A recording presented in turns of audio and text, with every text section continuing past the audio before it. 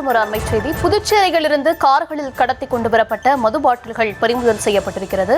20 லட்சம் மதிப்பிலான புதுச்சேரி மதுபானத்தை போலீசார் பிடித்து வைத்திருக்கிறார்கள். 1500 மது பாட்டில்கள் அதில் சிக்கப்பட்டிருக்கிறது.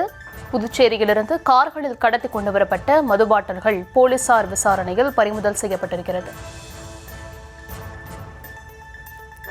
விவரங்களுடன் இணைகிறார் செய்தியாளர் உமாரமணன்.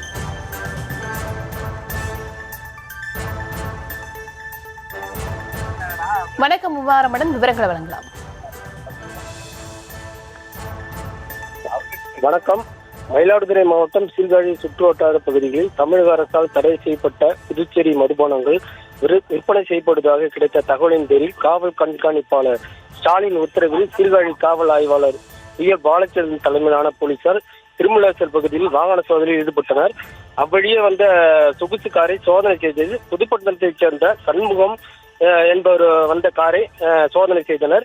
அப்பொழுது அவர் முன்னுக்கு பின் முரணாக பேசியதால் சந்தேகமடைந்த போலீசார் அவரது காரை சோதனை செய்ததில் அவர் அந்த காரில் புதுச்சேரி மதுபான பாட்டில்கள் பதுக்கி வைத்தது தெரிய வந்தது. இதனையடுத்து அவரிடம் தீவிர விசாரணை மேற்கொண்டதில் மேலும் 2 கார்களில் மதுபானங்கள் கடத்தி வருவதாக அறிந்த சீர்காழி போலீசார் எடமடல் மற்றும் தமிழக எல்லை பகுதிகளில் சோதனை செய்த போது 2 சொகுசு கார்களில் காரைக்காலில் இருந்து கடத்தி வரப்பட்ட மதுபானங்கள் பிடிக்கப்பட்டன.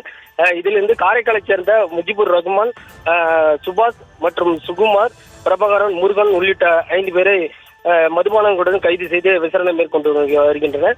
சீர்காழி காவல் நிலையத்தில் விசாரணை செய்து வருகின்றனர். 20 லட்சம் மதிப்பிலான சொகுசு கார்கள், 2 சக்கர வாகனம் மற்றும் 1500 மது பாட்டில்களை பறிமுதல் செய்து 6 பேரையும் கைது செய்து சீர்காழி போலீசார் விசாரணை மேற்கொண்டு வருகின்றனர்.